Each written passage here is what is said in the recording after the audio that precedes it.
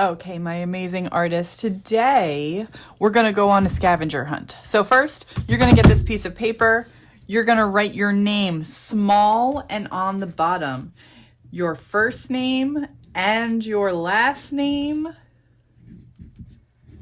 and what class you're in. I'm going to put 2X because there is no 2X. So, very small and on the bottom. Now, you're going to go around the room and find circles. So the first one of your circles has to be one of these big things of tape. You have to go on the outside. So you're going to put it anywhere you want to on the paper. The only rule is it cannot touch the edge. Cannot touch the edge. It has to be at least an inch away from the edge. I'm going to put it right there and I'm going to trace. So when I'm tracing, I'm holding my pencil straight up and down and letting the edge of the circle guide me. It's right against the edge of the circle. I'm holding the pencil straight up and down and making that circle. You should end up with a perfect circle. Now the one that you do with your tape, you're going to put a big X in. That's the only one that you're going to put a big X in. All the rest of them, you're not going to do anything to just yet. Now, you can do a big, huge circle. You can do a little tiny circle. How do you know if it's too big? How do you know if it's too small? On the board, there will be 2 circles. There will be a really big circle like this. That's the maximum size of any circle.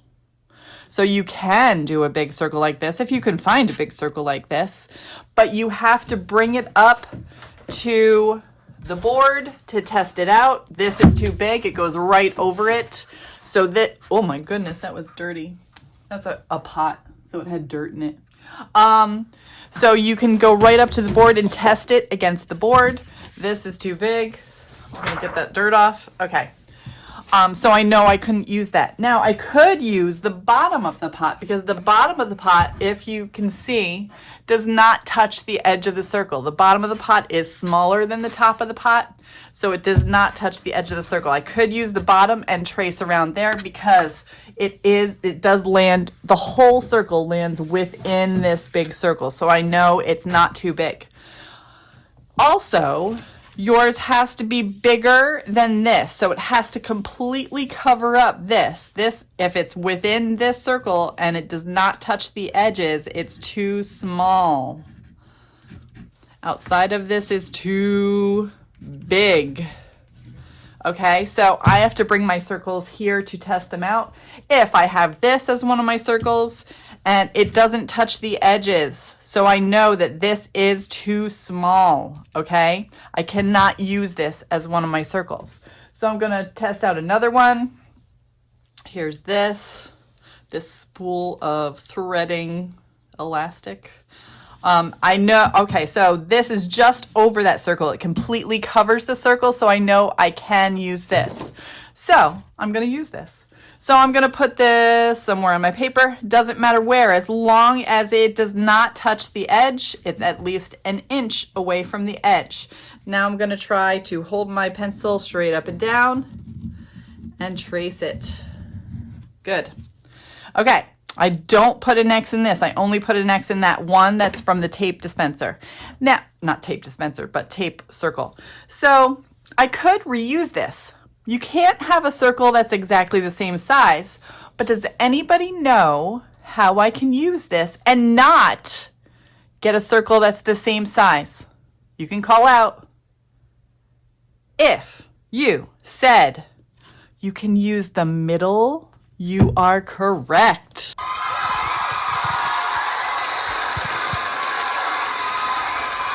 So I am going to go put it over here, maybe a little further down, and I'm going to use the middle. Now, keep going. So how many circles can we have? You can have 3 circles and stop if you want to stop there. You can have 4 circles and then stop if you want to stop there, or you can have 5 circles. So you can't have more than 5, you can't have less than 3, all right? So I'm going to take one more circle. This is my unicorn cup, and I'm going to put it maybe right there. Remember, you cannot go off the page. You cannot overlap one of your other circles. It has to be a separate circle. Maybe I'm going to do 5. I think I might do 5. Okay, so I like odd numbers. Here's my lip gloss. Let me see if it's too small. Oh man, it's too small. It does not touch the edges, so I cannot use that. What else do I have? What else do I have? Oh, I have this paint. So let me see if that's too small. No, that does touch the edges all around, so that is perfect. I can use that. I'm gonna put this maybe right here. Maybe, do I need something over here? Maybe over here. Maybe I'll do it close to that. Yep, okay. So I'm gonna do it right here. I'm holding my paper straight up, or my pencil straight up and down. I'm going around. That's not a perfect circle, but it's good enough. You're gonna have some circles that look like that too. It's fine. Okay, so the next thing that you're going to do is to get a scissors. So I have a scissors right here. Now, the one that has an X on it, I'm gonna pause it right here and go over all my circles in Sharpie. You're only doing this in pencil, but I want you to be able to see what I'm doing, so I'm gonna pause this right now. Okay, so now you can see it a little better because I did it in Sharpie. Remember, you're just doing it in pencil, you're not doing it in Sharpie. So now I have a scissors. Let me actually get scissors like you have. Okay, so now I have a scissors. The one that has an X on it, you have to cut out. Now, if you remember in first grade when we did the mood mask, the African mood masks, you had to cut out that interior space that was the eyeball, but I put a little slit in it so that you could slide your scissors in there. In second grade, it gets harder. I'm not giving you a little slit to slide your scissors into. There are a couple of ways that you can do this, and you cannot come in from the side of the paper. You're ruining your whole paper if you do that. Please don't do that. What you can do is you can put your fingers on the back a little bit apart, and then you can feel with your scissors where is in between your fingers, where the space is. I know my finger is there. I know my finger is there because I can feel it. I can feel the scissors poking at it. So I know in between my fingers is right there, and then I'm going to push. So I can make that little hole and then use that to cut everything out. I can also, there's another way, you can bend your paper like this, just a little bit. You don't want to fold it all. You don't want to put a fold in your whole paper, but you can go ahead and cut a slit like that. And then you can stick your scissors in there and go to the edge and cut that whole thing out. However you do it is however you do it. I'm going to go ahead and cut this out. In fact, I'm going to pause it. Okay, now that I have this part cut out, I'm just going to throw this piece away. You don't need to use it. If you want to put it aside, you can use it for free draw later on. You can make a little hat. You can do whatever you want with it for free draw, but this is garbage for the project. We're not using this for the project. Okay, now I'm going to set these scissors aside. I don't need them anymore. I do need my pencil. Now comes the creative part. You have to decide what these circles are going to become. Are they going to be planets? Or is this going to be outer space? Are you going to draw a little alien spaceship right here? Are you going to draw the space shuttle coming and landing on one of them? That is an option. Are you going to hold your paper this way? And let me back out a little bit. And are these going to be flowers? So that the stems come down here, stem comes down here, stem comes down here, stem comes down here, stem comes all the way down here. Are they going to be flowers? You can totally do that.